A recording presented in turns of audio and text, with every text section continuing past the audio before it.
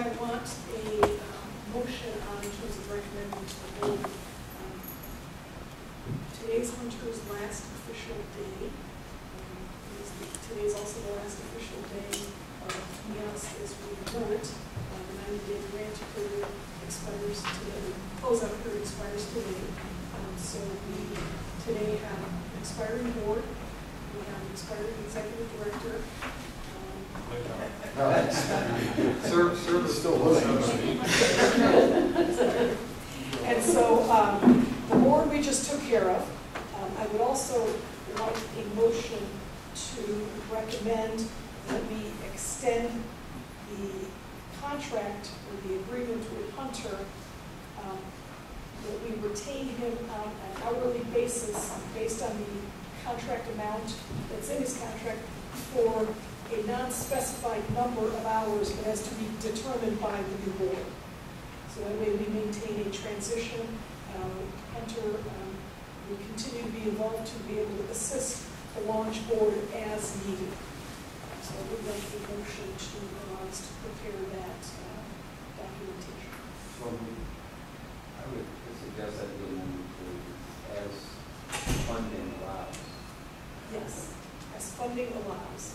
I would imagine that the new board would be responsible enough not to execute the hiring of an individual, the allocation of hours without funding. But that's why I didn't want to attach a dollar amount to it, because we don't know what the available resources. All in favor? Aye. Motion passes. Since we're starting to get folks into here from the actual full board, if there is no old business and no new business, well, we don't have this.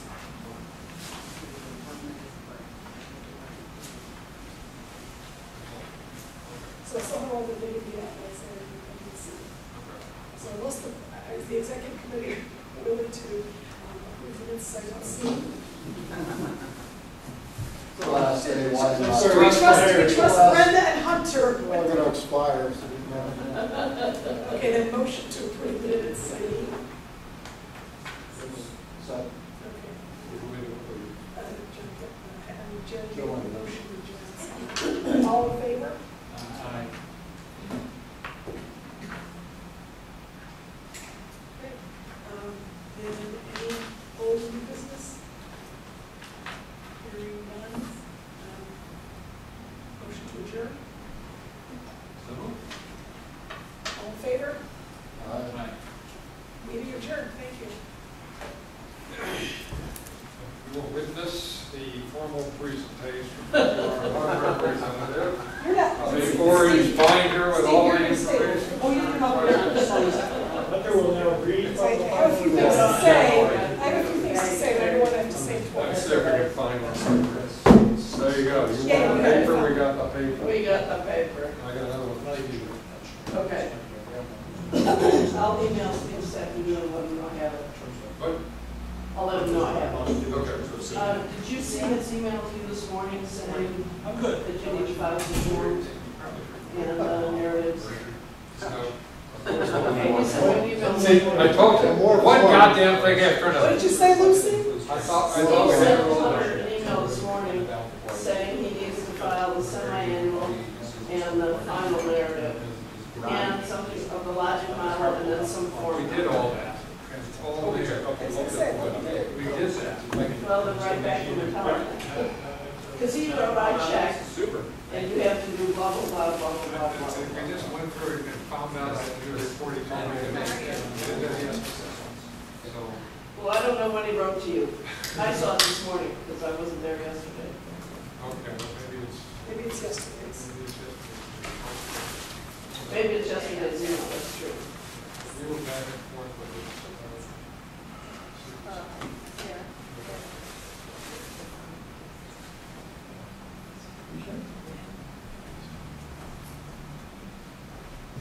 I think we're fine because there's nothing new today. And Cheryl was, there was one last piece, which was the semi-annual report for the first half of this year, which Right. Steve told me we were going to do, and then he saw was, yeah, well, as I said, I wasn't in the office yesterday, so I saw it this All the morning. grants management system boxes have been checked for the data. Okay, I think we're fine. okay. I've represented to the board that we're fine. Don't make me look like a liar. I'm gonna guess you're fine then, because as I said, that was the stuff I saw this morning. And I don't remember the date.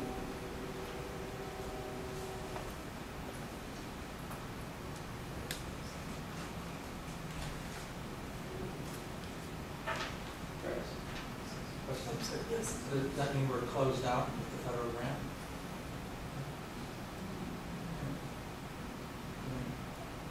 Very well, congratulations to the management office.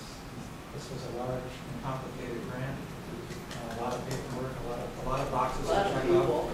No, Hunter took the binder away, but there's a binder. There's the binder. Oh, there's the binder. So it's always cause for celebration when we close out.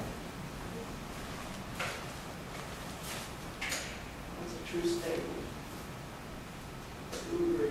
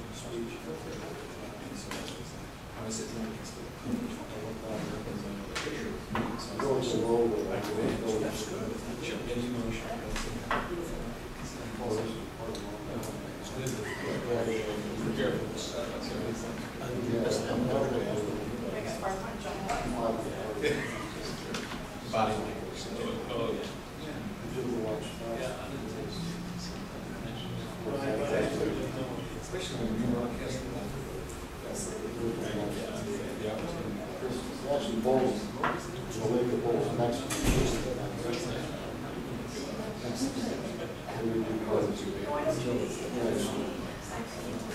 we're down with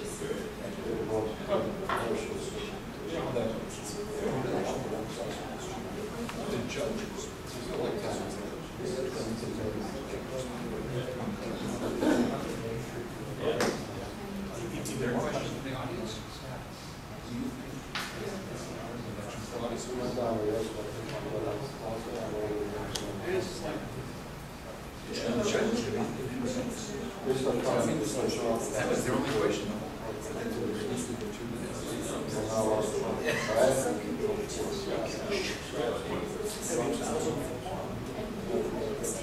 So what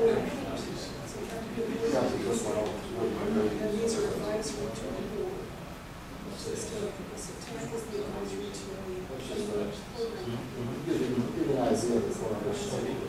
but it all goes to the board. I would make it. It's just a little. I have writing. I just look at that's fine.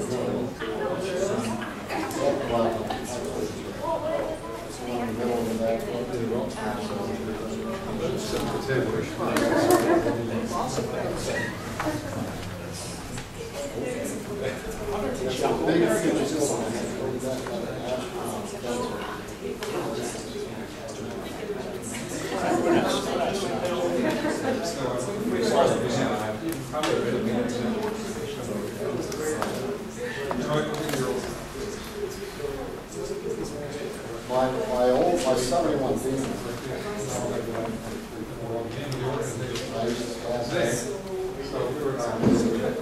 This one's 7. Yeah,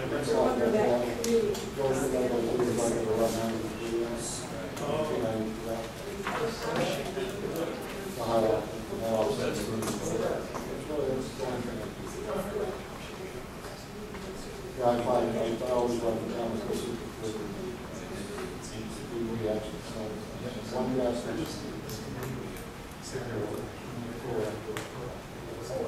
Yeah, like,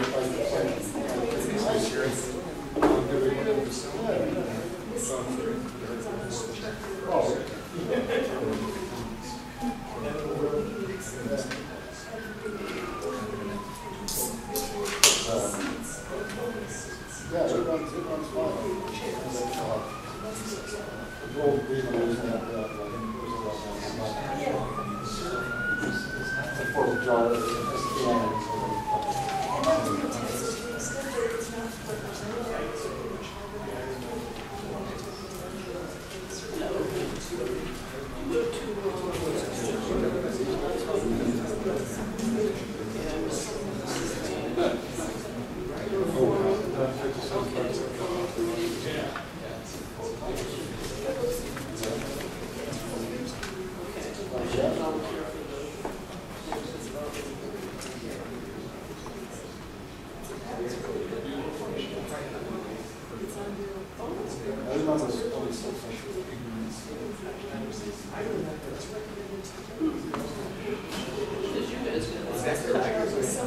Right, you're the recipient, you're the official recipient, right, of the diagram. You know that we were calling it's not that we would do such a thing, but it's like it's outside our scope.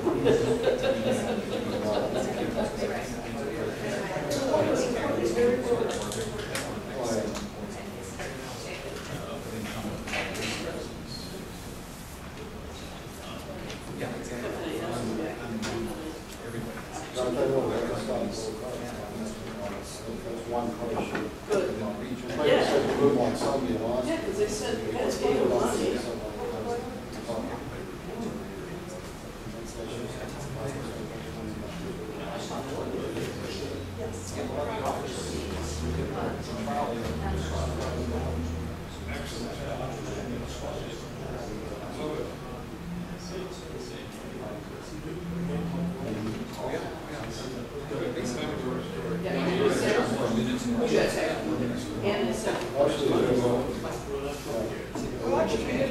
They just missed the bus. They wish our table They keep saying that, but we keep saying they didn't.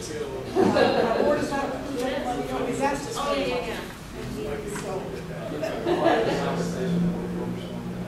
We get out of one action.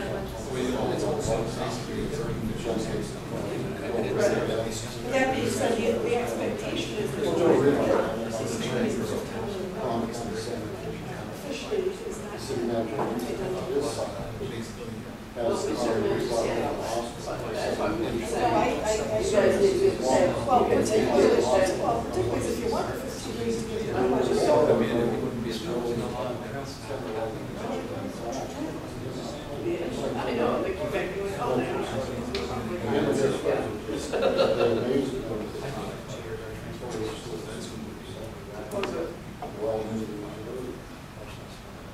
There's a lot of people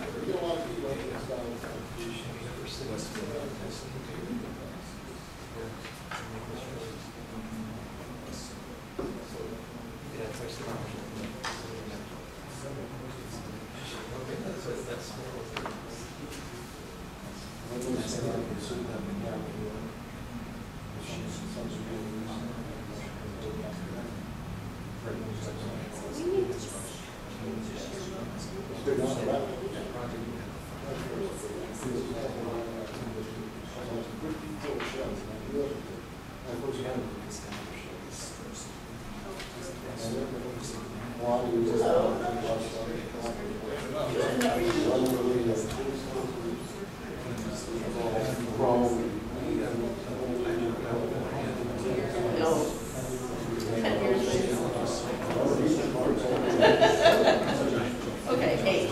Maybe 8.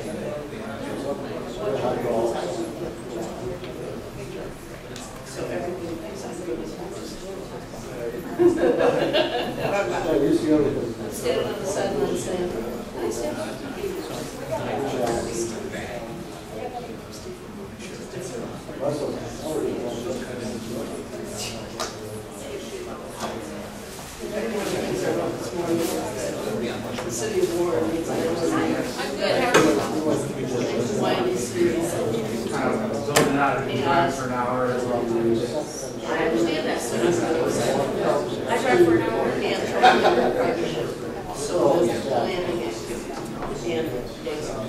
planning because they have no capacity. They have no kids for no capacity. Yeah. PG, thank you for memorializing. Oh, administrator. I thought you Yeah. wasn't took by They took your thing. That's fine. Okay. Hey, I got one of these. I need to Read the what? read our story. Okay. Yeah. How was the great work? I understand all that. I really do, because my husband and I laugh.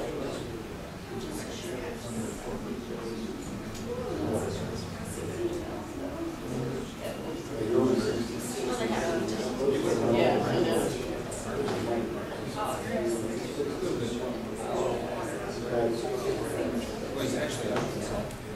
Yep. And I have had energy to do it. So who did you? Let's see, even East Ohio has a list of contacts. Yeah. If that's your provider, yeah. Check with your providers. Otherwise, call environmental health. And see who they recommend either way. Because environmental is really nice. Although it has not decided. She put up in the late 70s. I mean, you could see the heat from your hand getting outside the wall. So.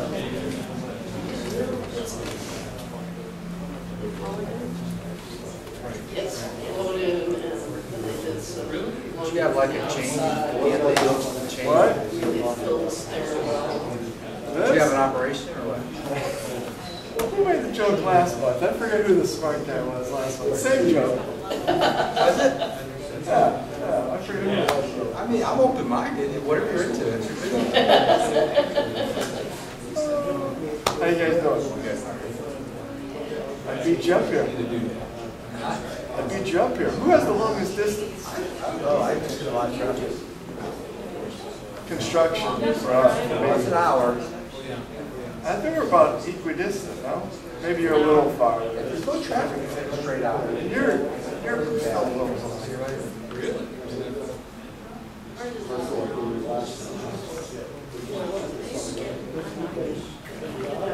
Oh, they're taking out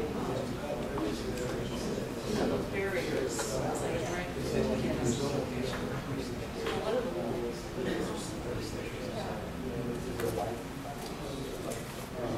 I think it's just start at one end. Down their nose and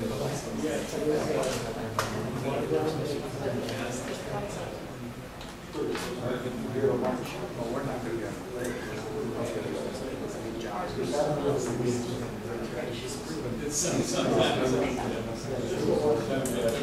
I don't know. Probably. So you only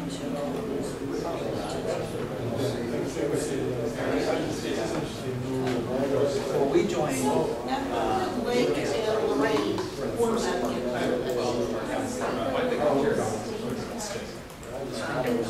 On another declaration. I listed 4 declarations. I emailed the Hunter that he crossed her roads and Unless there's something about it. Yeah, but it's. But I don't think we did, but I made a list of the declarations in Ohio to see whether or not we're eligible for this disaster money. And really the only. We are, but we have to apply to the state. I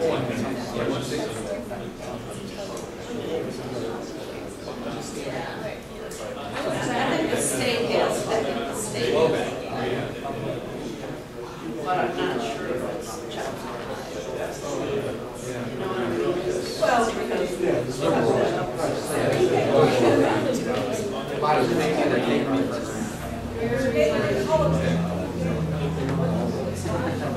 I see your name on there as well.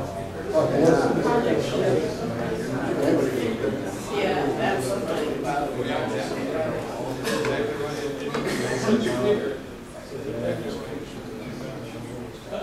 gonna do it right now.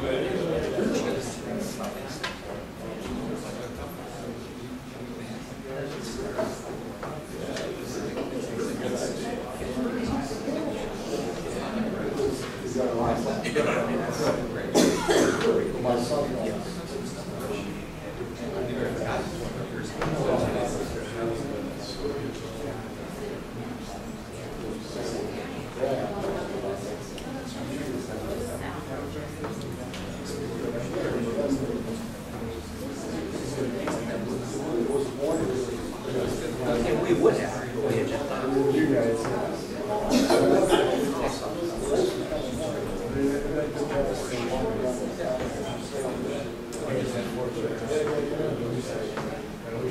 Yes, sure. Yeah, it is.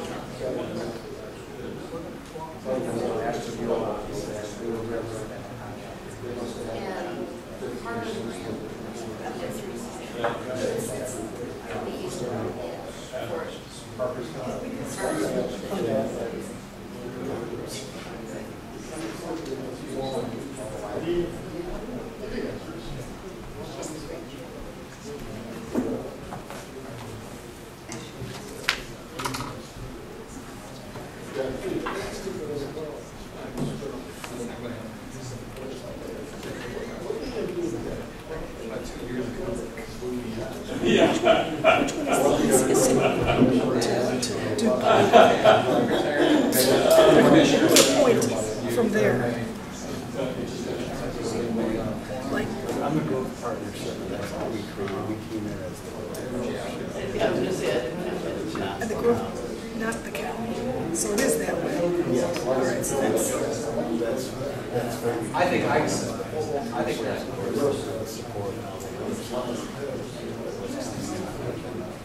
Partnership, because then we can count on other organizations in the community.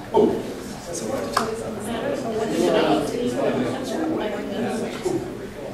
have to talk about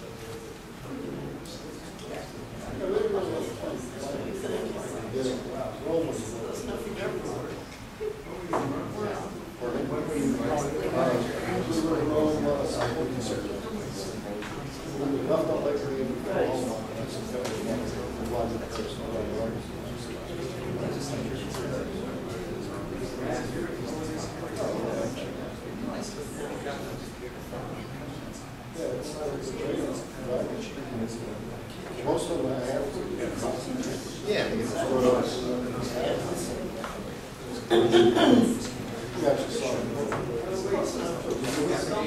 Yeah, we did that. Well, we had to go to that.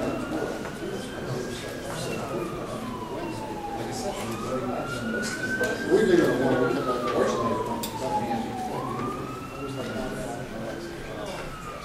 But once we don't have anything to focus, we guys don't have this. I think they're wrong. So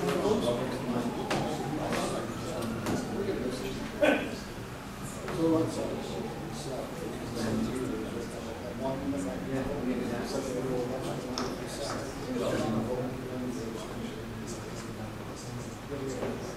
get done with that, you want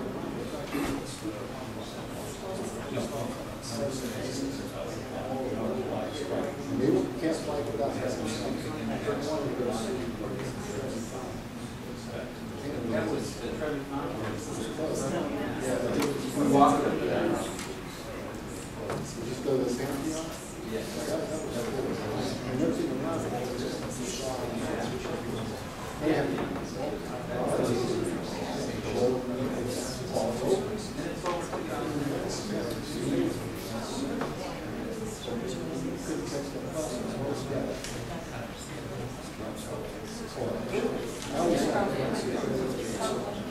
It's always.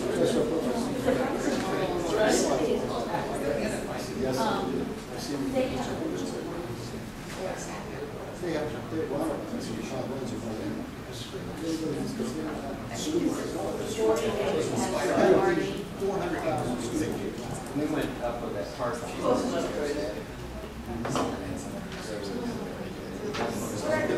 We have it.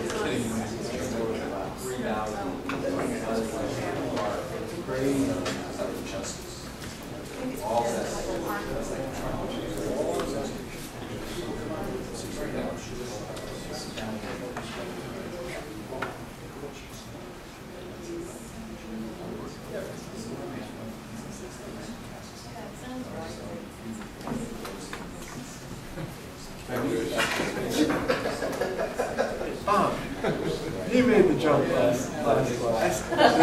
Name change. He just said it to me, and I said, you know what, someone said this last month, same joke. You're sitting right there. I was sitting right I said, there. I couldn't remember who it was. So are you an alternate or? Someone did. What's the deal?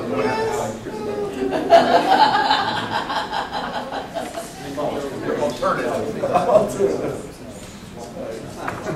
And, you know, I figured, why bother? I knew that name sounded familiar.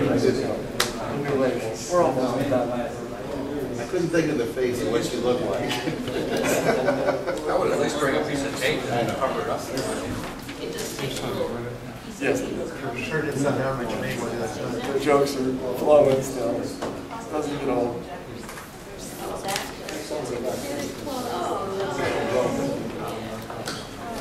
We didn't find it. The chair open. It looks like Trish is here. We got a warrant. She's. Because there's no Noah. That's right. And then she had the director's role. She just didn't have the time to get here.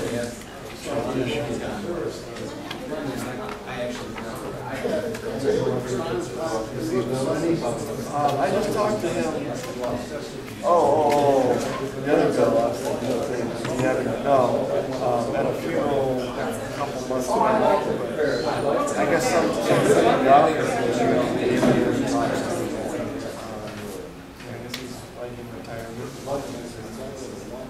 I thought you were talking about Bill D. Abigail. That was my old boss. And I just called him a couple of days ago. Just asked him some questions about the zoning code and talking about this.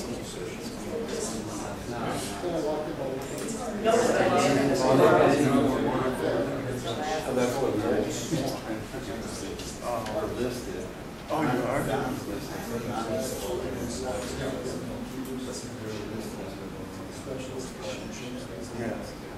Right.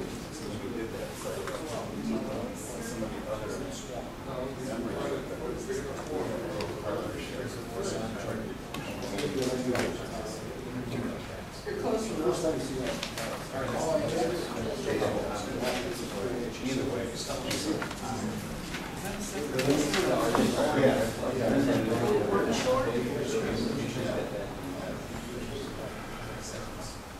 A lot of that seems like just like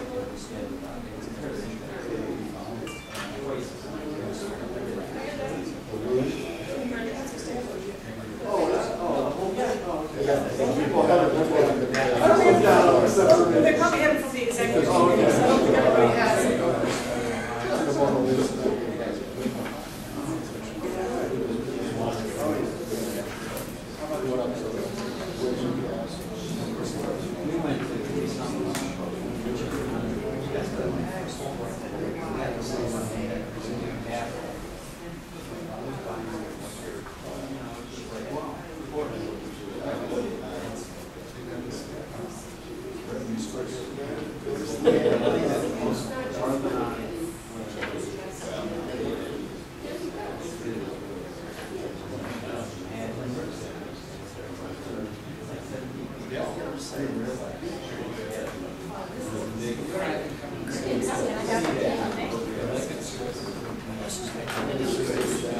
It's really well done.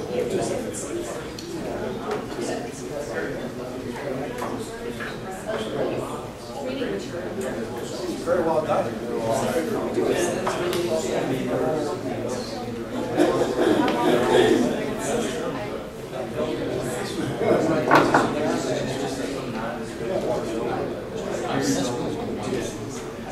Casino revenues.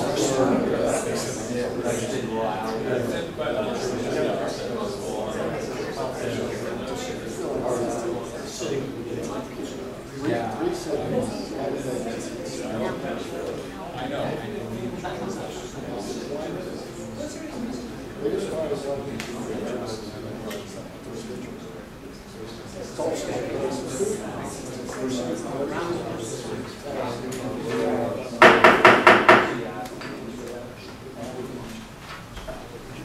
Good afternoon. I am calling to order the bittersweet last meeting of the Northeast Ohio Sustainable Communities Consortium 1.0. This is our board meeting today, September 30th, 2014. We are at the NOACA offices. I will start with first welcoming everybody and again, sort of reiterating that this is a bittersweet meeting. In one sense, it is a day of commencement, a day of celebration as we move forward with the next phase of the organization. But on the other hand, this is the last time we will meet as a board, and this board has been together for more than 3 years. This board has done outstanding work, work that has definitely benefited the region, benefited individual communities within your geographic areas, has been recognized nationally. I think that we should all be very proud of the work that the organization has done. And today we will bring some of that work to closure and then launch the next phase of that work. I will have some words at the end of today for Hunter as well, but I'm sure today is bittersweet for Hunter as well. He said it's a relief if you didn't hear that. But I will want to make sure, I'll say it at the beginning of the meeting as well, because Hunter certainly deserves to be recognized more than just once. But one of the constants throughout this process has been the unwavering enthusiasm and professionalism of the executive director, Hunter Morrison. Even when we were running out of money and could not afford to pay him as a full-time executive director, he so graciously reverted to part-time. But Hunter has been the moving force along with the board and along with the executive committee in moving the organization forward. And I do want to take a second now to recognize Hunter for the work that he has done. I think we should give him a round of applause. We'll take time again at the end, and I'll let you think of your parting words if you haven't already prepared them. I'll have a half-hour speech. No. That's where we're going in the end with you, Hunter. Okay, so moving through the agenda. Well, actually, I'm sorry, I'd like to take a second to go around the room to see who we have. I am Grace Galucci. I am the chair of the Northeast Ohio Sustainable Communities Consortium, as well as the executive director for NOACA. Hunter Morris, executive director of Kathy Dexter, and from Medco.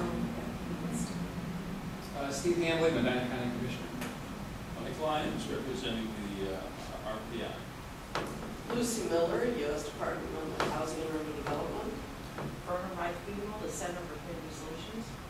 Gina Schweitzer, Ashtabula County, and through this process, we've been working in Ashtabula County, and we recently published a booklet that tells our story in Ashtabula County, and if anybody would like to have one, I've been sharing them on this side of the table. Grab one.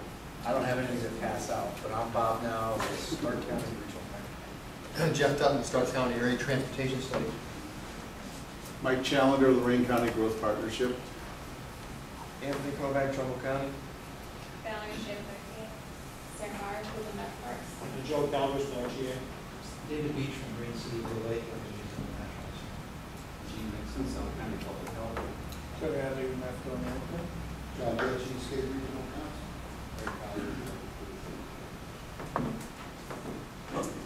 Okay, great. The first item that we have on the agenda is the approval of the meeting minutes of August 26th, 2014. Do I have a motion to approve? You do. Second? Second. Motion and a second. All in favor? Aye. Motion carries. The next item for discussion, we will start with the NEOSCC 2.0 dues solicitation update. To date, and this is up to date because I have a check sitting here in front of me, $23,425 we have collected as dues from existing board members.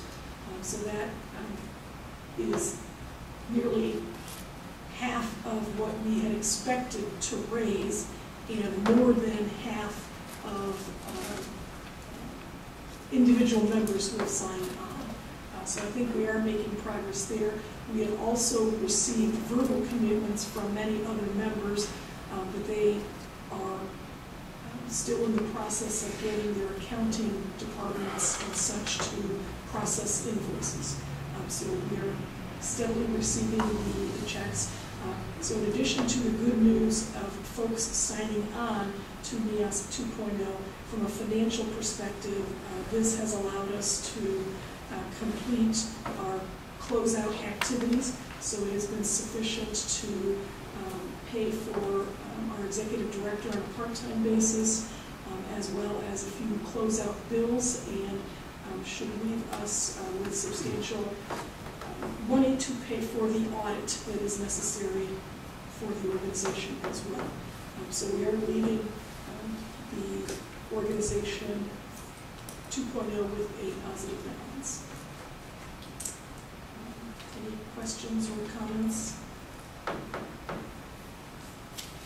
And moving on to NEOSCC 2.0, next steps.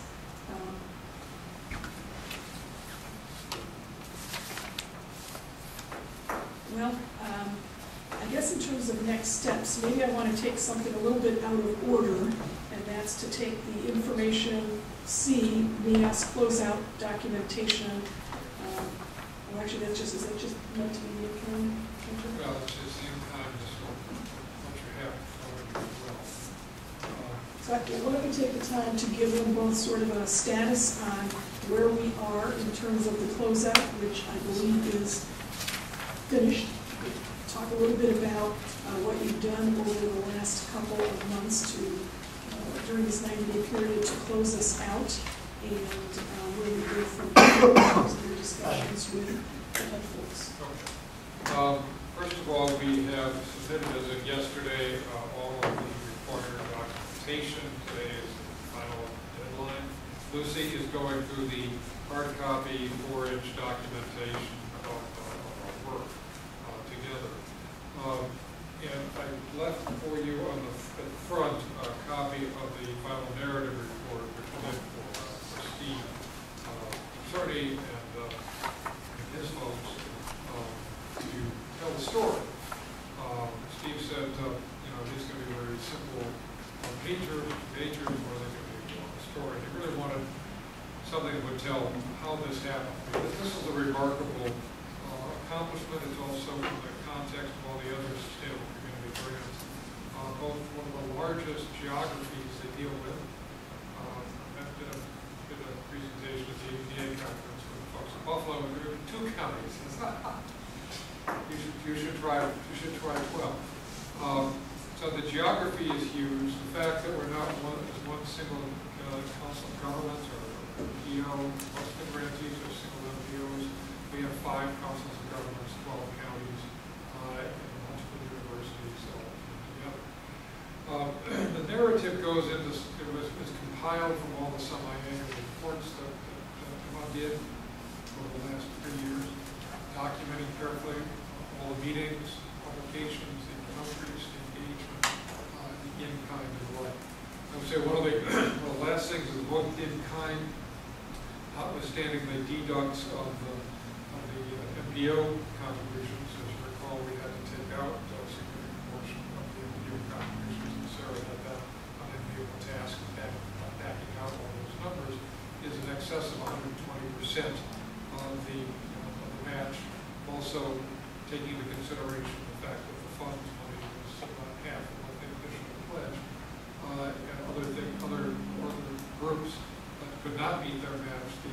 The overmatch of the group as a whole was well above what was required, and certainly well above what we actually did, considering that a good portion of NPO money could not be counted because there was a reversal of an earlier ruling about the use of one federal grant dollar to match another, transportation to match another. So those are done, and I would encourage you to read the final report because it's really your story. It's your story of the number of meetings. When I realized at one point we had done about 200 briefings and presentations and we're all over the damn place, I realized why I put 75,000 miles on the car and felt tired at times, and why the staff was going a bit crazy, and why we would keep calling you and asking you to present. I also think it is clear that because of this work and because of your engagement with your organizations, your networks, those of you who are running boards and commissions and your governmentals, your diligence in bringing us Janice to the county commissioners in Ashtabula, Freddie to the planning commission in Cleveland, Jeff to the PO of the regional planning down in Stark County, and John, the steady drumbeat at Eastgate, every committee all the way through from day one. Meant that by the time February last year, this year came along, people were very familiar. They voted if they had to, but they're not unfamiliar with all those media markets. That I think we're remarkable effort. We also invented a process by which scenario planning can be used for regions like this, which are not experiencing growth. No one else in the country has faced this. This is something that is replicable. This is something that's an add to the overall expertise of the profession. That's something I'm very proud of, thanks to our consultants, but also thanks to our team. I want to also say that take a moment to just thank the folks from NOACA who have pitched in over the last 3 months to make this possible. Going forward, you have a 12-page case statement, which is based on all the work we did over the last 3 years of organizational development, our 3 A's, the analysis, the alignment, and the advocacy, a PowerPoint on that, a 2-page summary document, and a proto budget and a proto org chart for the sort of organization I think the application committee intended, but one of the things the launch committee is going to have to look at is that this funding plan what's possible. So the 2.0 organization has the tools to go forward. We've also been working with three younger staff members at Eastgate and at NOACA to start breaking down this huge, complex document to a county and a community level. Some very promising things that you can use going forward. So beta testing that in Lorraine County as one of the first pilots. We talked with you about, not various of you about spearheading some pilots, Joe Calabrese and Brian Zimmerman, with the folks at NOACA on the transit-oriented corridors, nodes, Connie Krause and folks down the summit on the industrial opportunity zones, and obviously Dr. Manchik, Lorraine, Mike Challenger on the modular plans. So these are things that you have to work going forward. So I think you can feel very comfortable today closing this phase of the work out, knowing that you've met the requirements with the extension on time and on budget. Thanks to those who have contributed, which has made this 1.5 period work. And so I think we're prepared to sort of pass the baton to the next board to work through this and figure out how do we take this forward in the future. That's where we are. Great. Lucy, do you have any words that you'd like to share with the board at this time? The only other thing I would add, in addition to what Hunter said about how unique this group really was and how unique this application was and how unique it is that all this has really gone on for 3.5 years, is this is also the only nonprofit entity that was formed under a grant such as this. As you know, the grantee directly was NOACA, but with the sub-grantee being NEOSCC. And it's a flagship. And it has to be viewed as such, and HUD views it as such. So congratulations. Thank you. And I would like to also thank HUD for not only the financial commitment along with USDOT and EPA, but also for their continued work with us on this project. It also expresses their commitment to ensuring livable communities. Thank you. So specifically to the point of the launch board membership, we have spent the last couple of months both looking at those of you who have had interest, who have expressed interest in remaining on the board, as well as speaking to folks outside of the organization, either who we have solicited or who have heard of us and expressed interest to us. The coverage by Crane's Business was very helpful in that it allowed some folks to become aware of our need for the business community to become part of the new board, and there are some members that I will be proposing that have come directly as a result of that coverage. We spoke of many iterations of what the board would look like, how many board members there would be. Was the composition going to be primarily government, primarily business, some combination? I think we settled on the right formula. The formula is one of a true public-private partnership. In essence, the existing board is predominantly government appointments, government agencies who have appointed officials. And we did note that in the execution phase, we also needed some significant participation from the private sector. So in the fashion of a true public-private partnership, we have come up with a board of 23 members. Half of the members are existing board members who are predominantly government folks, and then half of the board will be new members who are predominantly from the private sector. I'm going to pass out this document. I know some of you already have it. Does everybody have a copy?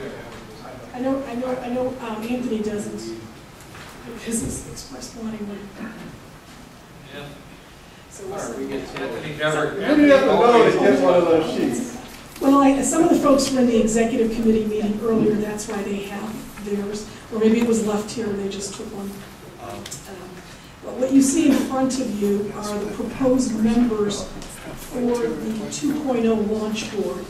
And the board itself also, in terms of the template, had many options for the length of terms. What we heard repeatedly from folks who were interested was that a shorter term, sort of as almost an interim between NEOSCC 1.0 and the next phase, although not quite an interim, so a launch board. So we're looking at 18-month tenure. Could be as short as 12 months, but realistically, we're looking at probably 18 months as the initial term. We had committed, suggested commitments from them of 12 to 18 months, and folks have agreed to that. That will set the organization moving forward in a way that can either have a different board structure or a different structure for executing the planning documents. If you look at the membership, we had looked at several categories: publicly appointed, elected officials, private sector, higher education, labor, philanthropy, and non-governmental. The bolded names are those who are on the existing board, and the non-bolded are those who are new appointments. So we are proposing, in terms of the publicly appointed, which are existing board members, Joe Calabrese, John Getchie, Gene Nixon, Fred Collier, Brian Zimmerman, Don Romanchek, and myself. For the publicly elected, Peggy Carlo to represent the elected officials. From the private sector, who are all new members, Jim Perko from Howard Hanna, Steve Stranisha from the Cleveland International Fund, Paul Volpe, City Architecture, Sarah Lone from the Western Reserve Port Authority, Joe Marinucci, Downtown Alliance, Mark Rentala from the Lake County Port Authority, Mark Barbash from the Finance Fund. We have left an open seat, an optional seat, for the seating of a person from a Chamber of Commerce or partnership from the region to be named later. We've been talking to a number of folks about it. We wanted to reserve a seat, but they also need more time, particularly to discuss with the new board how their involvement would move forward. Higher education, existing board member, Ned Hill. Labor, a new board member, Don Crane from the Western Reserve Building Trades. Philanthropy, we have left a seat open here as well. The Fund for Our Economic Future, who has been a partner of ours and helped to provide matching funds for the grant, has expressed interest. However, they wanted to wait and see what how the new board would be structured before commitment. So certainly we would look to offer that seat to them. And if it is not of interest, then we would look to other foundations. But we think that it's important to have that seat open. And then non-governmental, 2 existing members and 2 new members. So David Beach, Greg Brown, who are currently on the board, and then Lev Gonick from One Community, and Joel Ratner from Neighborhood Progress, Inc. So these are the proposed members. And so if you look at the membership by the numbers, there are 21 members proposed or named, 2 that are open or optional, and of those 23 seats, 10 are named from the existing board, 10 are named from new board members, 1 new and 1 existing, 1 new and 1 existing for the open seats, and then myself as the past chair. So basically it's 11, 11 plus the past chair. So that is the proposal to you. This has been recommended by the executive committee.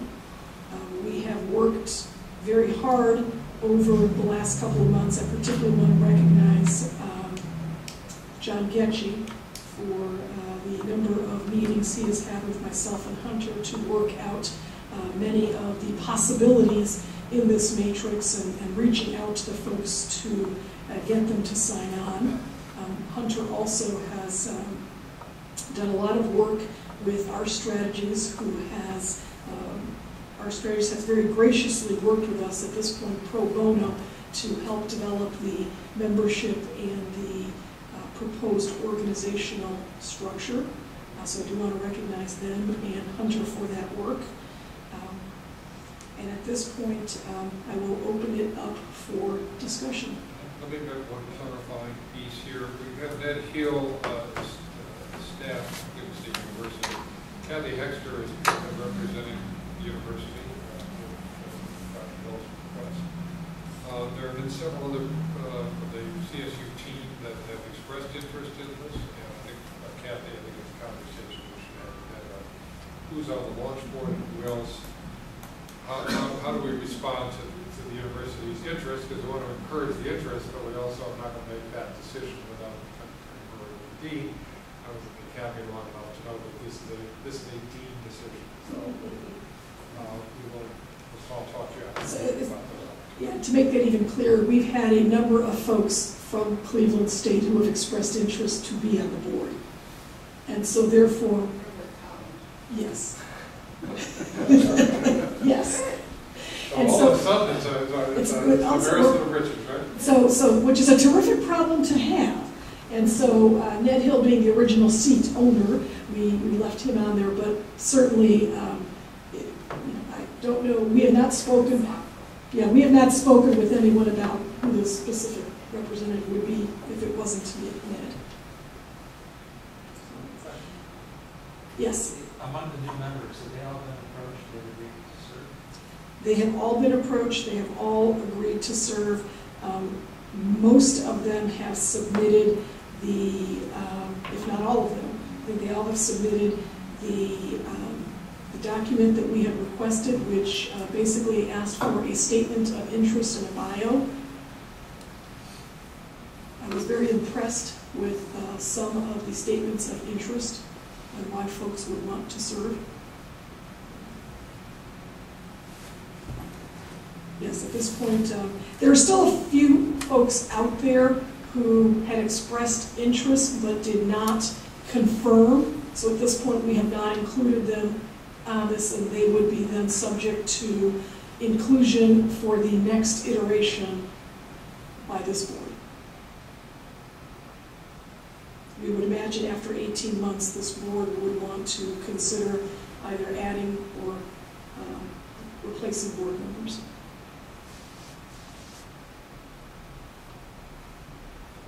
Do you need a motion from this board? I'm sorry, who has a question? Oh, yes. So I'm curious, for the NPOs that have participated up to this point, is the idea that the 2 on here would represent all of them? Yes, so the idea, and the 4 NPOs as part of the technical steering committee got to get, well, I'm sorry, plus NEFCO. So the 5 of us got together and discussed it and determined that really to make it more open for the business community to be involved and for new members to be involved, we as the regional councils would represent, take one seat. And I'm there because I'm past chair. So John Getchie will represent us. You pulled the first one, right? Yeah. And I believe, what's that? So yes, that is.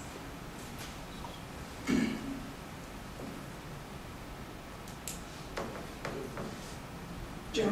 So it would be up to the launch board, or maybe I'll phrase it as a question, would it be up to the launch board to decide if they want to incorporate all of the past 1.0 501c3 staff manuals, all their structure, that would all be up to them. Clearly, the objective of the launch board is to take the work that NEOSC has done thus far, particularly and specifically referring to the vision framework, and prepare for execution. And they would be looking at, and I think Hunter's going to take us through a very quick slideshow to go through that, but basically they would be involved and specify how the organization and how the board would function moving forward. So yes, they would need to rewrite the bylaws, and they would need to update manuals and such.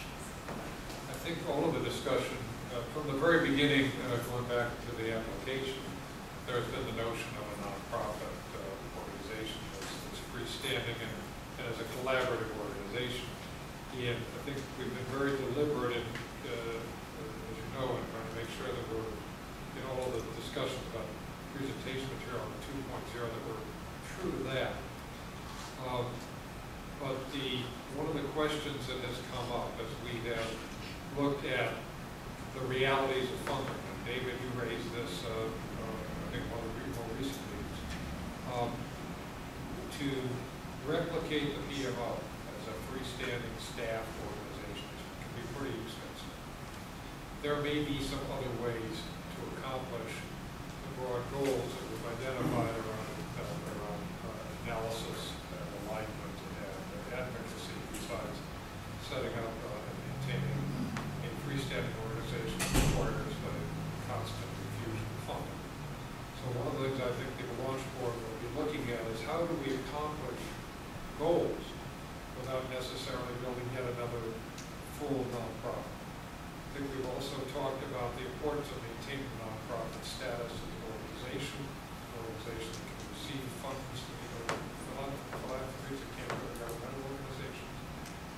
But does it have to do all, or can we leverage off of and take advantage of the work that's been done that really leverages your staff to accomplish some of these things? Is there a light way to do this? Is there a better way to do this? These are all pretty big questions, but this is a funding environment, as you know, where nonprofits have been collapsing into one another, consolidating, and not growing. So I think that's a question that launch board's going to have to wrestle with, because again, creating another organization that one has to maintain, and doing it in the context of resource availability is going to be challenging. I don't exactly answer that, but I do think we laid out a version of the work we did last year with strategy design. Based on the PMO's work, it could be about a $700,000 annual, $700,000 annual budget, something as high as that, could be less. But it's not insignificant.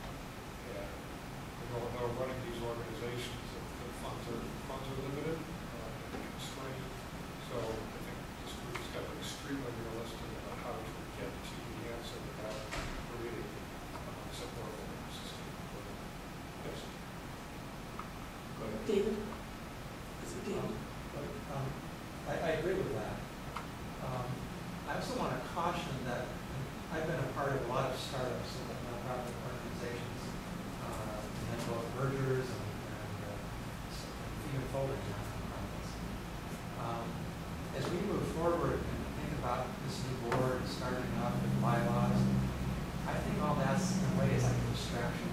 We've got to make sure that that organizational maintenance type of task doesn't kind of be the front and center part of what we're all concerned about. We need to have a project, or one or two or three projects that we're working on actually accomplishing things. And then all the rest of the administrative stuff can kind of take place in the background. It should not dominate the discussion and our attention.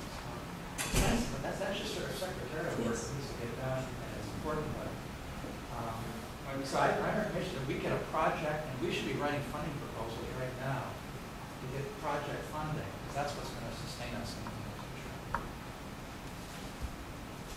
Well, we were seeing this brief presentation, all the opportunities. I've spent one of the things this summer is going around talking about different opportunities for pilots. So I've identified 5 that look promising, look like they might have, would have some champions on the list. To your point, you've got to get in the field, start using this material.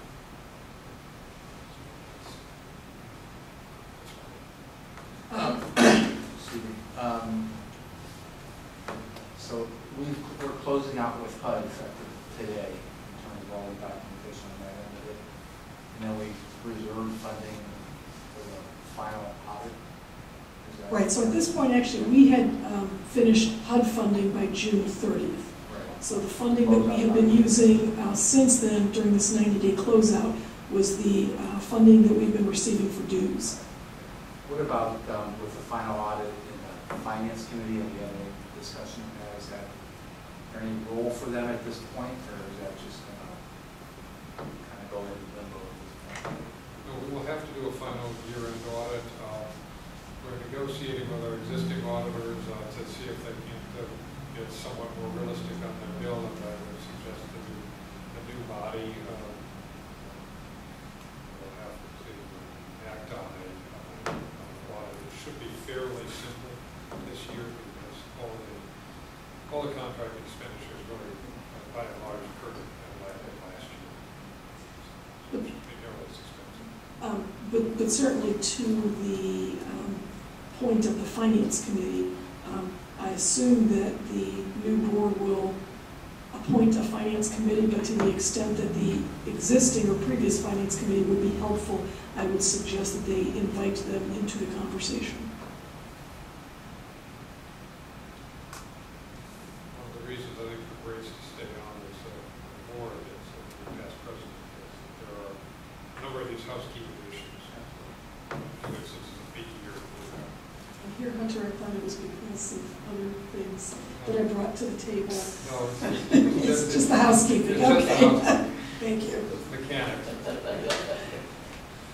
No, it's continuity. Keep the hope alive.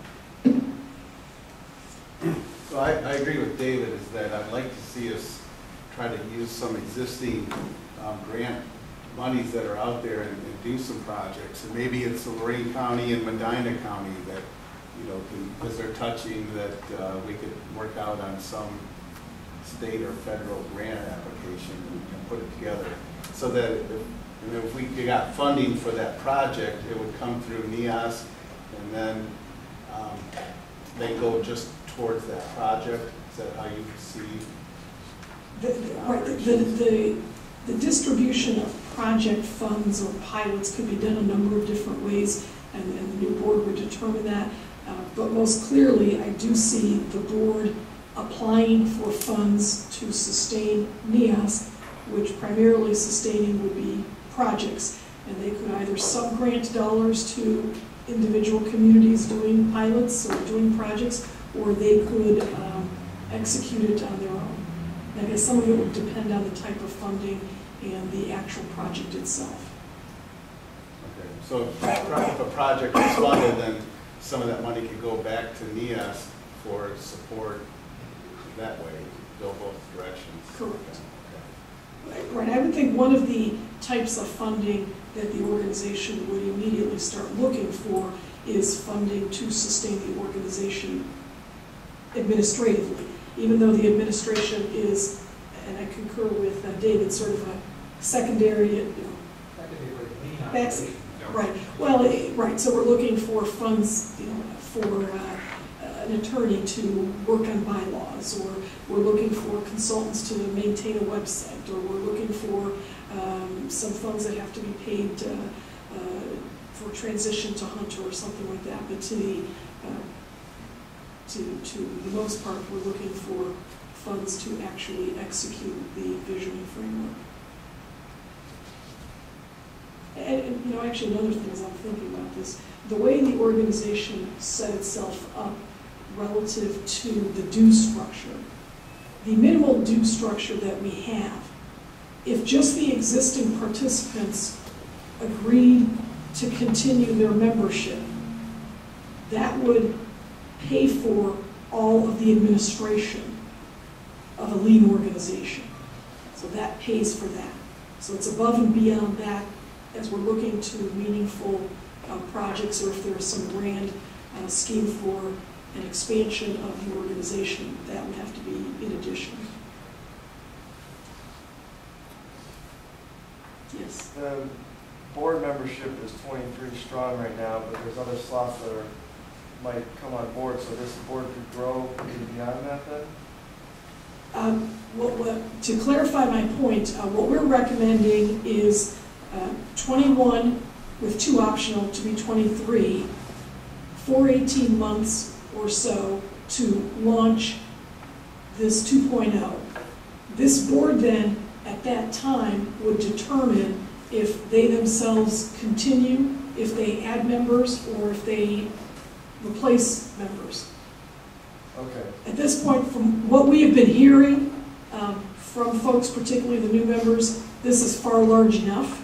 Right. Many of the private folks would have preferred it to be even smaller. That's what I was thinking. And then with that said, there's no staff currently going forward? Or There is no staff. But that does bring us, well, after the membership, there will be some, a proposal I'd like to put on the table regarding some consulting that we will probably need in transition on an as-needed or optional basis. And there would also one of the MPOs, most of them, all of them, did get authorization for a modest amount of in-kind donations, which is continuing to be one of the things that has sustained us this far, is not just what we do, but also NOACA and NEOSCC continued assistance of office space and staff to make it possible for this organization.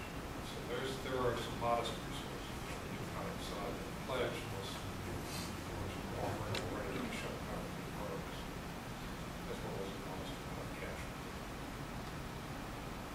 And of course, with the MPOs as well as with many of your own organizations, there's much to do with the vision and framework that your organization's missions align with, that you could execute on your own.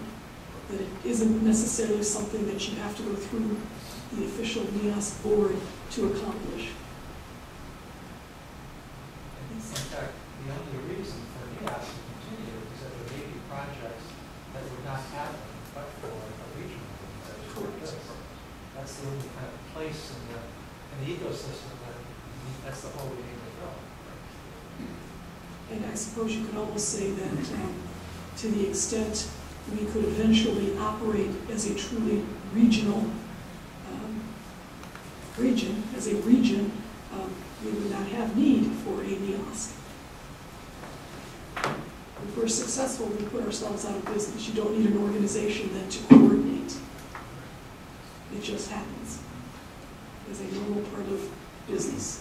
Additionally, you get further points in almost all of your funding proposals when you collaborate regionally. That's just the way it is these days.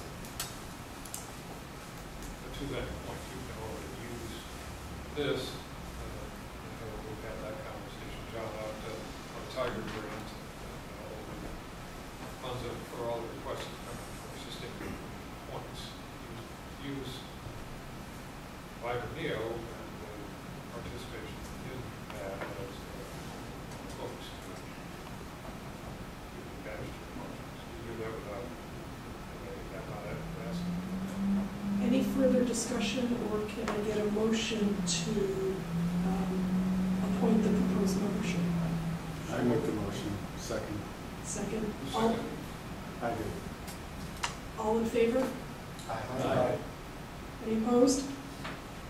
Motion carries. Moving then, and so I guess good luck to the new launch board. For those of you who have served, but don't have to in the future, we know where you live, and we'll give you a call. Never too far away. Well, keep in mind that the way the organization has been structured, we are the organization is the membership. This is simply the board that will lead some of the directives, or will lead the operation of the execution. But in reality, NEOSCC is the membership. And the membership, we hope, will be substantially larger than the board. I'd venture to say I would like to see 10 and 20 times larger than the board, which then we have the ability to draw in from numerous sources.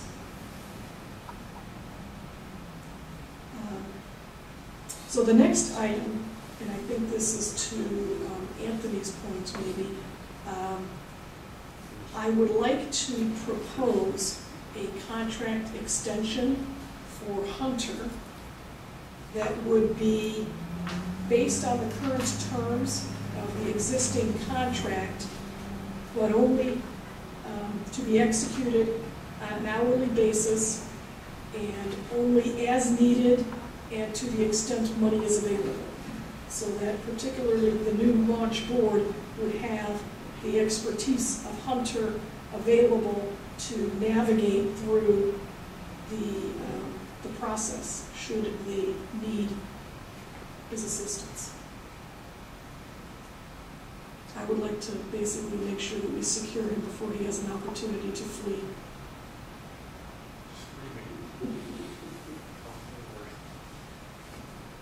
And the hourly rate is somewhere in the neighborhood of about $60 an hour. And again, since we don't have any idea what the new board would want, and we don't particularly have funding for anything extensive, that would be open-ended based on their need and their funding.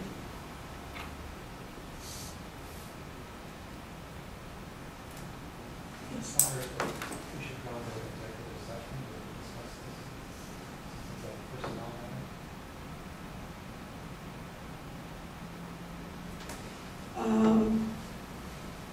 Question, is the lead personnel matter because it actually is the contract? Yeah, particularly because I think we're not asking to continue employment. We're simply asking for consulting on a fee basis.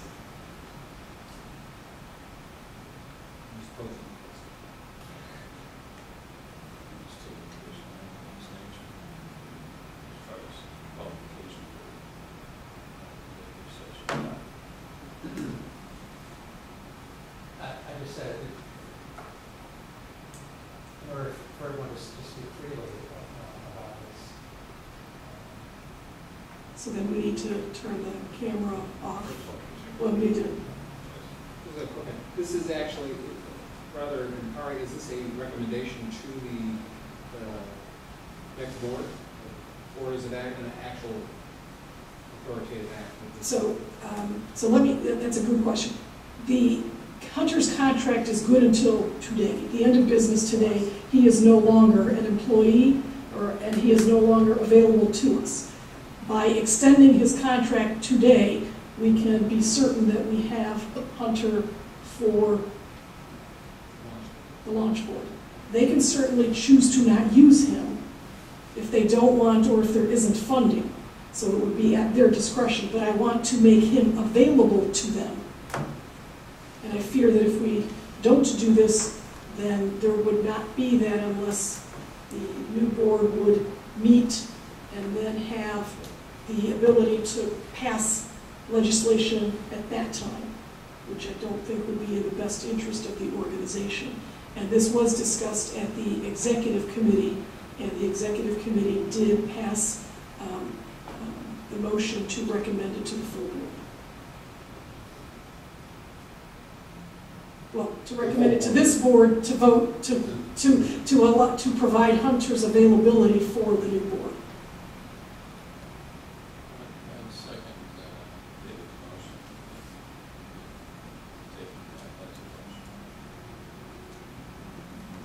motion. So David's motion is to go to executive session. Mike has seconded that. All in favor? Or actually, any discussion? All? I'm sorry? Okay, so we do a roll call vote. Just a question. The presentation you're going to make to us, is this in any way affect this discussion? I don't know. My understanding is a discussion to determine my willingness to continue any relationship with the new board after the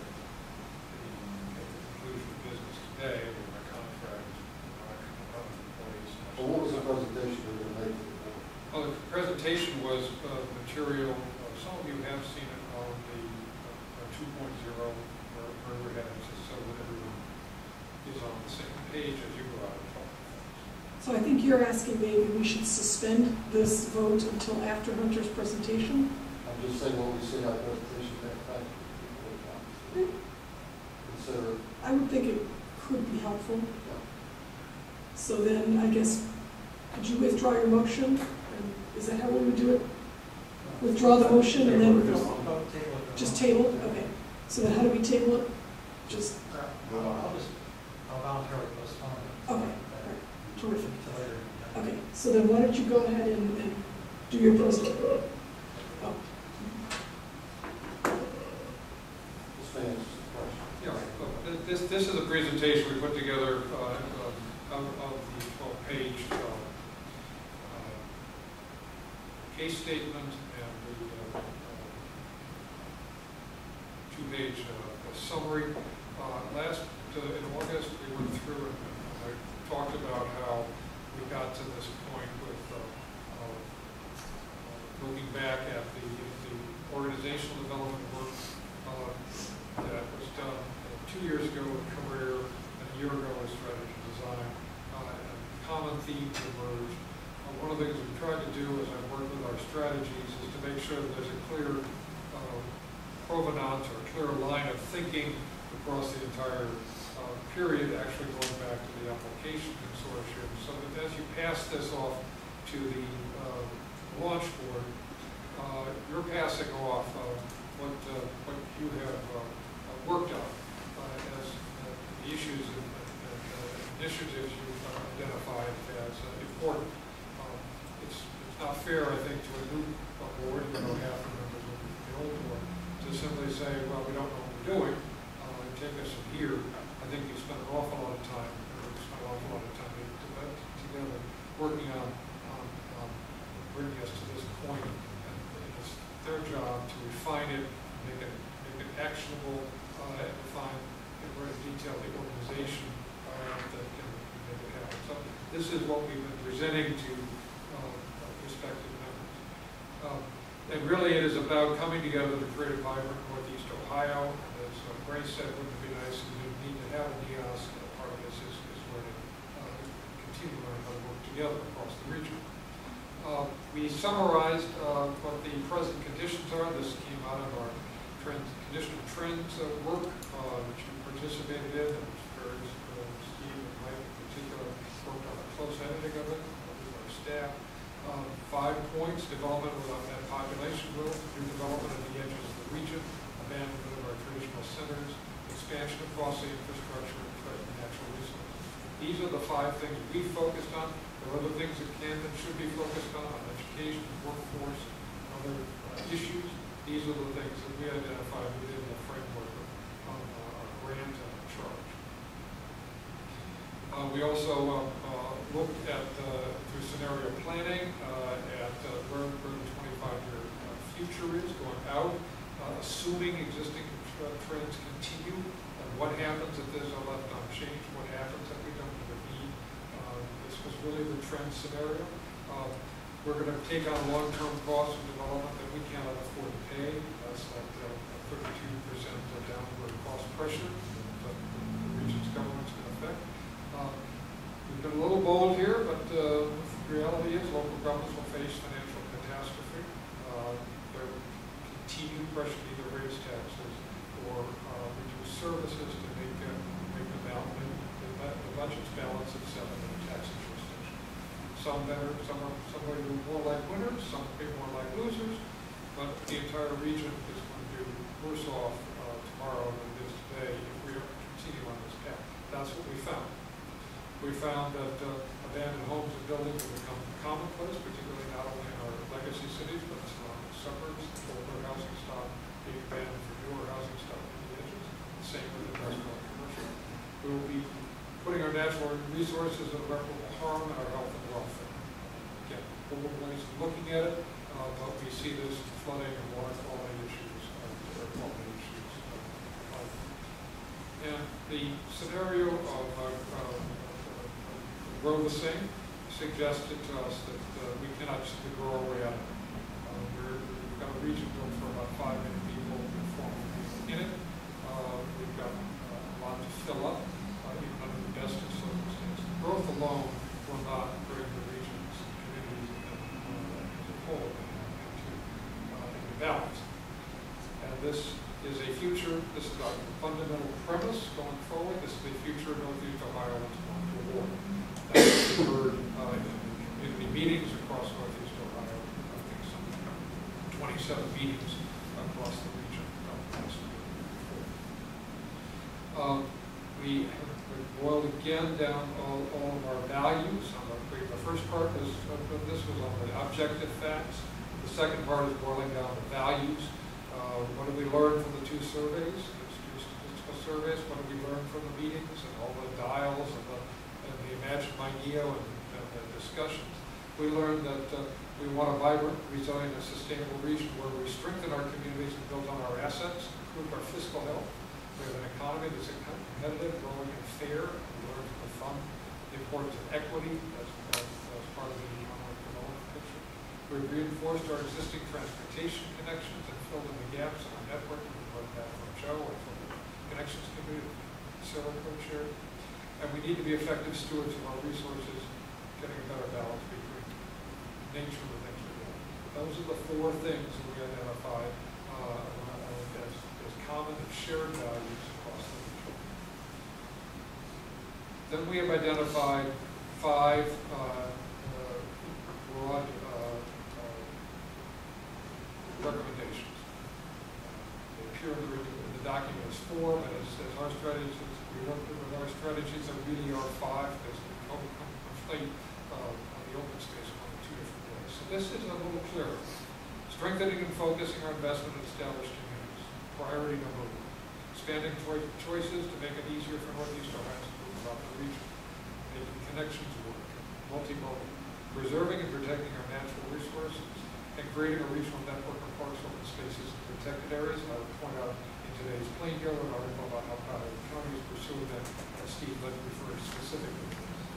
And finally, promoting collaboration and efficiency among our governments.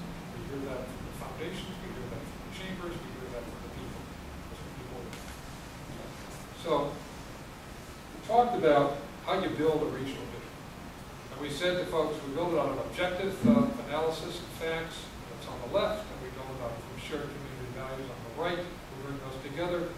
As Jeff Brosnack and his team work together, we realize we missed something in the middle, which is really, really important, and that's the practical experience of public sector actors and others that tempered these recommendations and made them real and acceptable and understandable in the communities you all represent. The work that the editing committee did, the work that happened as we presented to NPOs and to communities would help to temper that. That was use those three pillars, that public-private partnership, was used to create the vibrant NEO vision. Moving forward, the challenge is to expand that vision into action. How do we create action from those three pillars? Well, going again back to the work we did with Carrera, the work we did with strategy design, changing the language a little bit. On the left, objective analysis and facts transforms itself into regional analysis and technical assistance. We've talked repeatedly about needing to provide good data, good information, good tools to our communities. That's out of the analysis side. On the right side, we've talked about regional engagement and advocacy. Advocacy being very, very important to promote the vision. That grows directly out of the shared community values and speaking up when it counts to make change. And in the middle, for the public side, most of our work has been revolving around public actions and public entities, is metro and local alignment. How do we take the resources we have, align them better, act more efficiently so we get action? So the challenge ahead to 2.0 is to make that transition from the planning to acting, but being true to the three origin components, original pillars of our work. One point we have made, repeatedly, as we see now, 2.0 is a partnership of decision makers, not a substitute. This is not regional government. This is not substituting this body or its successor for the people in the cities that we make decisions. So the three things that we think, and it's in the case statement that Vibrant NEO needs to be doing to move forward, for Vibrant NEO to move forward. NEOS 2.0 needs to become recognized as a long-term steward of the vision, the framework, and the action goals, championing and persuading decision makers to use it, and cultivating continued regional conversations, and educating the next generation of regional leaders in places like Cleveland State University. Those are three things that we believe provide and fill a niche that isn't currently being filled across the region. We're looking at this as a regional issue. So again, how can we support, how can NEOS support action? We boil it down to a mnemonic about three A's: alignment, analysis, and advocacy.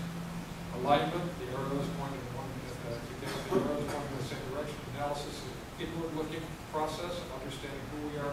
Advocacy is voicing our opinions and our needs across the region and to state and federal government's foundations. So we went through and go through the three pillars. What's called metropolitan civic partnerships. They could be county partnerships, but the idea is these are public-private partnerships. We suggested that the MPOs and COGS are a table that exists in each part of the region to be taken advantage of. Collaborate, support these metropolitan civic partnerships, which again exist in some parts of the region, which don't, some at the county level, some at multi-county levels. That's a very important way to achieve alignment, providing data and analytic tools, facilitating discussions, and convening region-wide efforts on partnerships to deal with regional transit partner function. Sort of like, the granddaddy of them all is the Cuyahoga River towpath trail and the work that's going on. The Research Institute is an idea that, again, we see some interest. Some of our folks as a legacy to provide a permanent home for the research that underpins our work and continue analyzing our region, maintaining and developing our analytic tools so they don't get out of date, and advising local decision makers on how to do more with less, offering information and staff training to our hard-pressed local governments, and delivering current technology, cloud-based GIS analytics, and interactive decision-making platforms, things that other communities are using, we need to use in our hard-pressed communities. And the third thing is advocacy. Continue to encourage Northeast Ohioans to champion this by supporting our engagement infrastructure, which is pretty sophisticated and very good. Educating the public about this, growing our roster of private NEO champions, encourage them, about 1,300 folks now, that have signed up, expanding the organizational networks, introducing vibrant NEOs to civic political decision makers. There are 2,500 of them out there in local government alone, and identifying opportunities to advance through significant. So we're suggesting that one place to begin is with pilots, and these are the 5 that I've identified with board members as I'm going around. It's resonating. There could be others, there are other ways to cut. But industrial opportunity sites advance 3 of our initiatives, inventorying the large infrastructure-rich areas, prioritizing, developing public-private strategies to move forward. The second is transit-oriented job centers and corridors. There are 5 initiatives that all revolve around that. And that, again, some parts of the region may be very, very interesting. Joe Calabrese, Brian Zimmerman has shown interest in that. Aligned community plans, using this to align our county land use plans, consolidated plans, comp plans, economic development plans, 208 plan. We're testing that out right now with the NOACA staff and Lorraine County. Community assistance teams providing technical assistance. I think that's an opportunity as well, and grant writing assistance. We see an opportunity to further the activities of our communities. Those are 5 that emerged out of discussions, but the point of the board is to address that quickly. As David's point, many of ours are going to go rock and roll.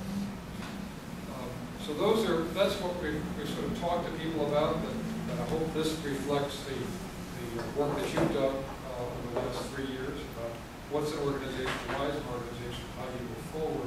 It gives them enough to chew on so that we're not going far afield of all the work that you've done, but really drilling down to much more attachment.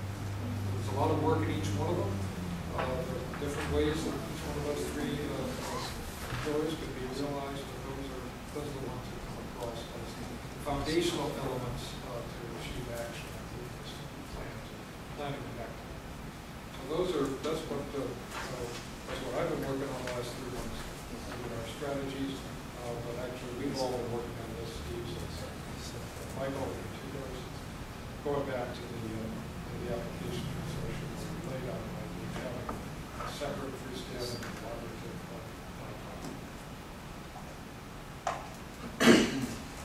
You send out that PowerPoint.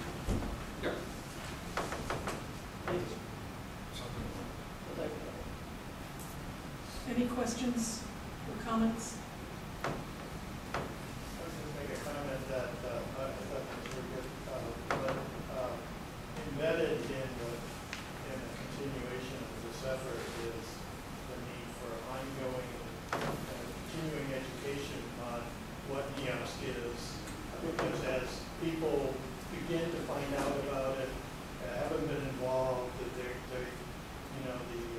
opponents are well versed out there, and we need to make sure that that's countered by positive impacts. That brand is still very good.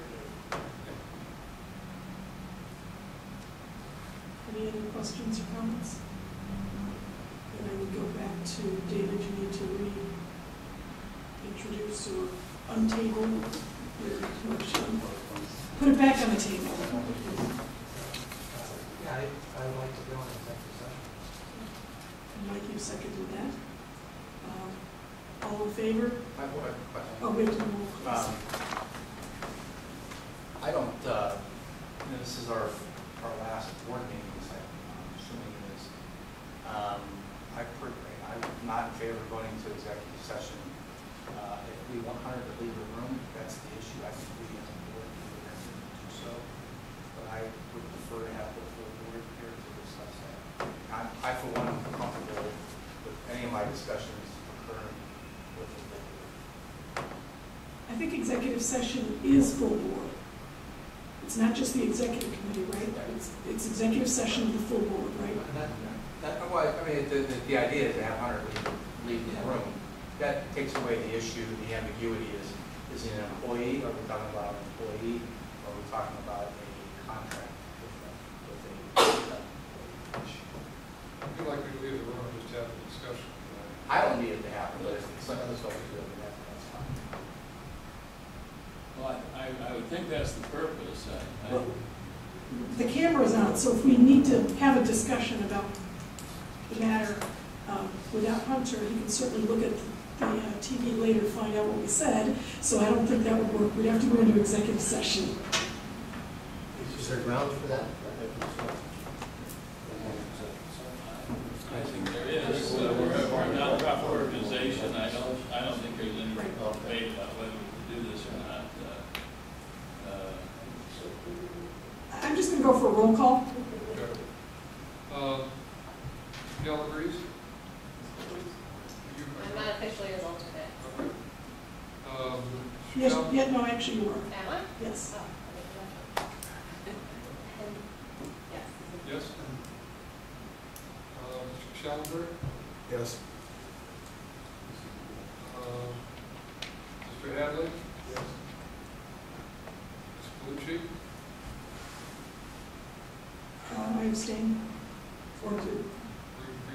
Yeah, wait, because I didn't. Mr. Lyons? Yes. Now? No. No?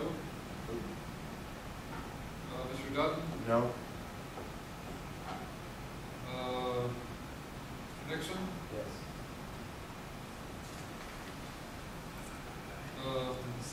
Collier? Is this to go into executive session? Yes. Oh, sorry, Ms. Switzer? No. Ms. White? Yes.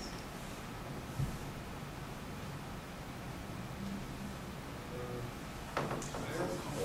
Sorry? Abstain. Ms. Exter? Mr. Getchie?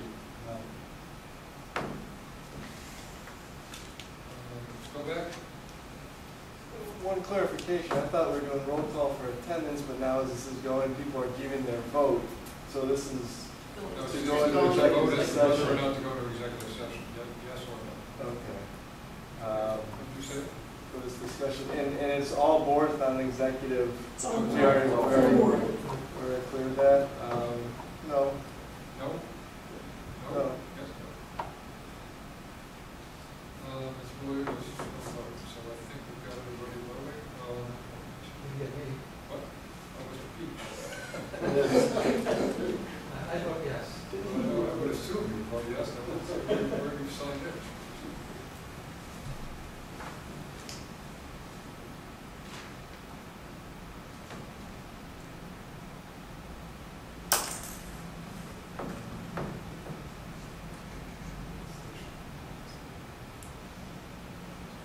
You got your seat. Mr. Beach, yes. So you can come.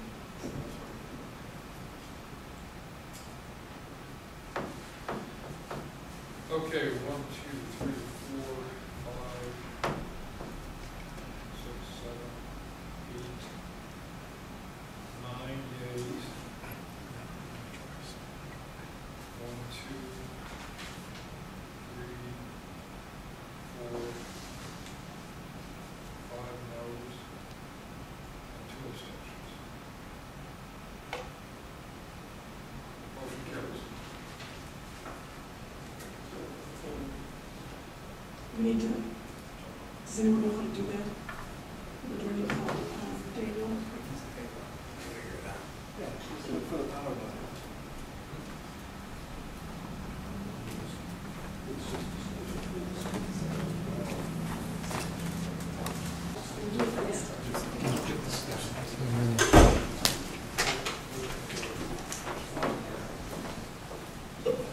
So we're talking about a motion to extend, I don't think a motion has been made yet.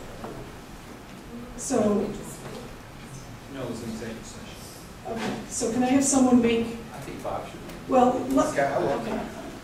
I'll make a motion to offer Hunter a 3-month contract as a consultant at the rate of $60 an hour with no expenses to be approved without prior approval of the launching. Work for you?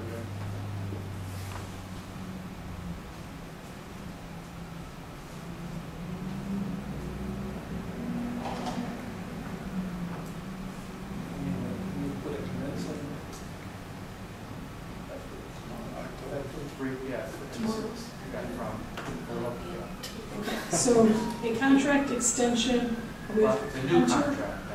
Oh, and you're proposing a new contract? Well, I mean, he's not executive, it's a consulting contract versus executive salary. That would- Right, I was just gonna say it's an extension of the contract with changing the terms, maybe. And so therefore, the terms would be 3 months, would be an hourly rate of $60 an hour, and to be paid as a contractor, and in the capacity of consultant. Second. All work to be approved by the new board.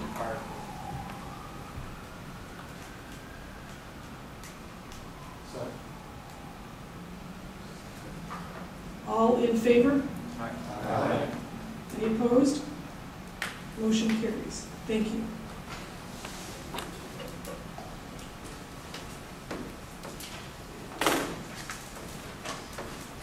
Okay, so I think that actually was the last official business that we had on the agenda relative to any kind of action or discussion. Do we have any old business? New business?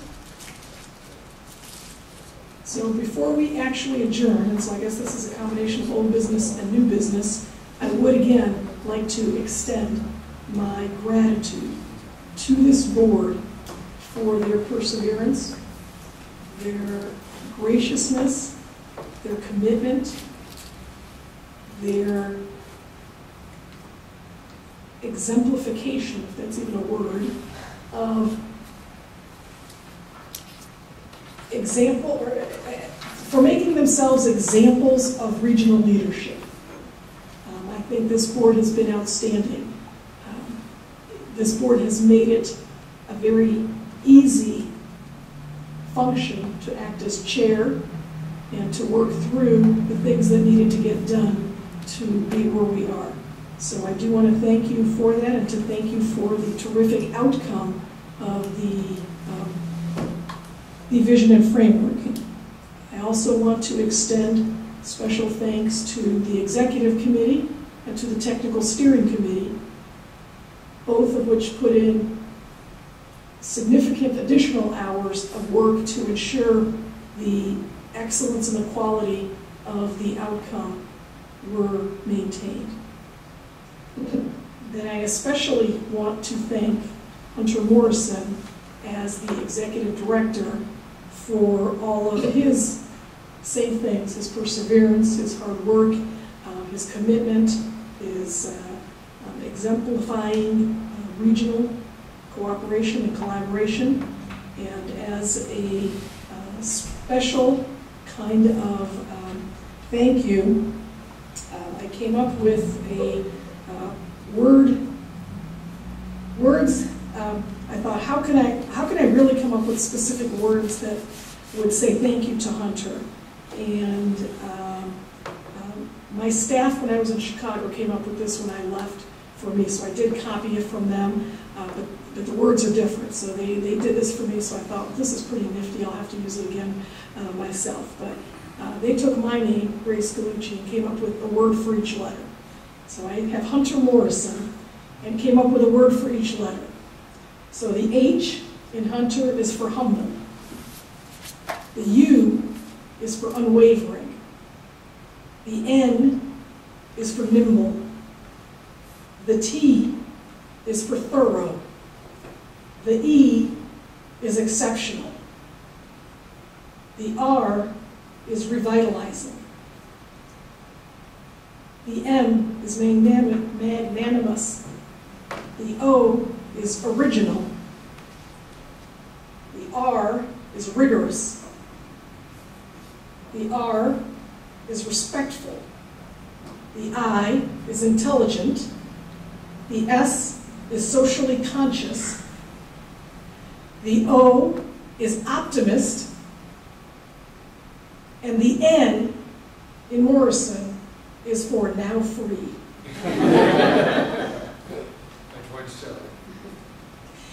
So Hunter, thank you very much for all your work. You should be very proud for the outcome of the organization's work to this point.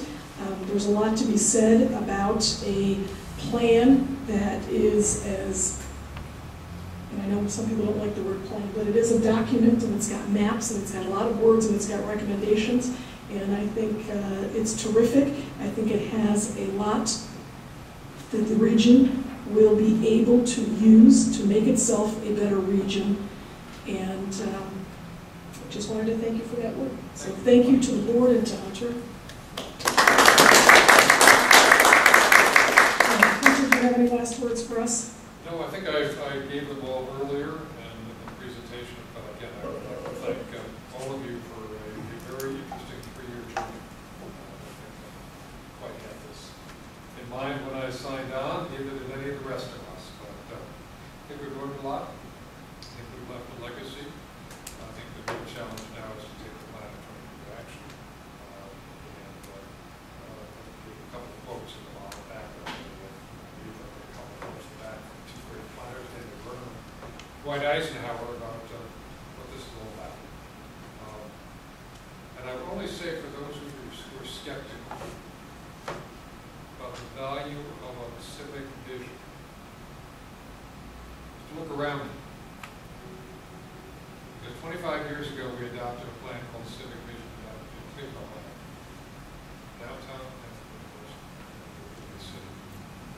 Freddie will attest to that updated at least once in our parks. Everything you see, including the most recent project, the convention center, was called for that plan. You won't remember it anymore, which is exactly what happened. But it's a different way of doing business than the city was operating when I came back here in 1975. We embarrassed all of us. And it's one of the reasons we get things like the Republican National Convention. You have to have a plan, and you have to believe in a plan, and you have to execute it. Doing the plan is the first part of a much longer journey. It depends on the engagement of all of the people that are involved, all 6,000, all the agencies, all 25 elected officials that you represent. Understanding that what we heard, not only in this round, but also in voices of choice, was people are concerned and want to do things differently. It's time to do that. This is the starting, not the end of the journey. This is starting. I think Freddie will attest, as two predecessors will attest, that having a plan in place gives you a framework for action. They don't implement themselves. You have to implement. You have to work them. And this we would say, you have to make a plan and go work the plan. It's a solid document. It's something you're proud of. It's something we did our very best, all of us, to be as inclusive, as accurate as possible. But it will sit on a shelf unless you take it off the shelf in Ashtabula, and in Canton, and in Metro Parks, in Green City Blue Lake, and out in Lorraine, and use it. You don't need an organization to start using it. Just use it and teach it. Go teach, have classes on this, and continue that experiential work around this. Because that's what's going to happen. That's going to be good work. Bring the next generation behind it. We do things differently. We did. This is the plan that actually finished. A lot of others. The challenge ahead is when we can implement it. If you can, I think what we've seen in our work with Michael and Lorraine, it can be broken down to counties, it can be broken down to communities. You can see what you can do in both places.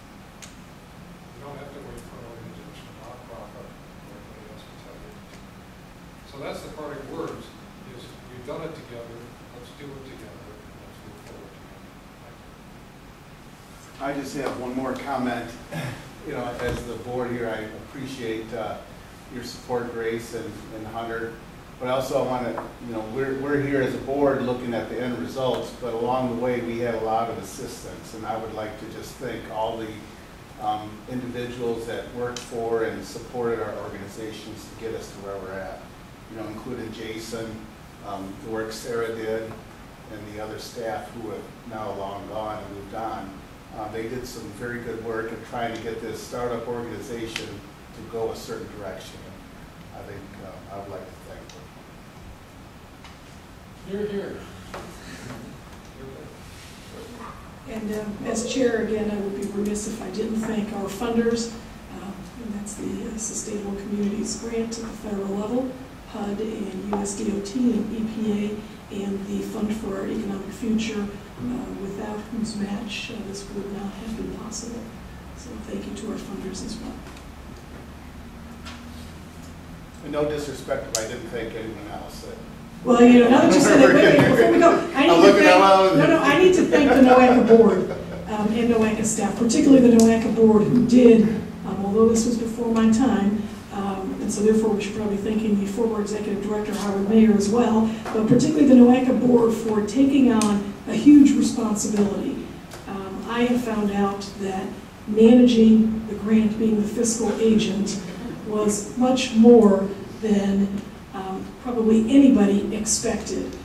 It has been a tremendous effort by the staff, and NOACA board put up, many of you may not even know this, put up hundreds of thousands of dollars at the beginning of this process to start the payroll and to start the organization because there were no funds at all. So NOACA board was very supportive, remains supportive, but I do want to make sure that we recognize them as well. And Steve Hambley, as our first chairman, as well as board member of NOACA, I would like to thank and recognize him as well. Well, my thanks to Grace, and obviously, I'll make it short. It's my last meeting, obviously. It's been a real pleasure. Sometimes I'm going to be a reductionist, get involved in politics. There's it's a benefit to it. Sometimes we involve in political groups, things like this doesn't necessarily have a benefit. It's in spite of. As you know, our culture has changed politically, at least in my part of the partisan world, decidedly, but in spite of that, obviously, I still have huge support for this effort. Last I'd say is that the fortune favors the prepared mind. And I think we prepared the mind of the region as best as we can, and I think fortune will come up. The last advice I would share is what Skip Trimble told me when I was in City Council in Brunswick. He started, follow the money. The board is just follow the money. The state wants to spend, Paul gets what he wants, putting more money into water quality and lake and deal with algae, that would give us some place to start. Best to follow. Thank you for that wonderful advice. On that note, anyone else? Thank you all. Motion to adjourn. So moved. All in favor? Meeting adjourned. Thank you.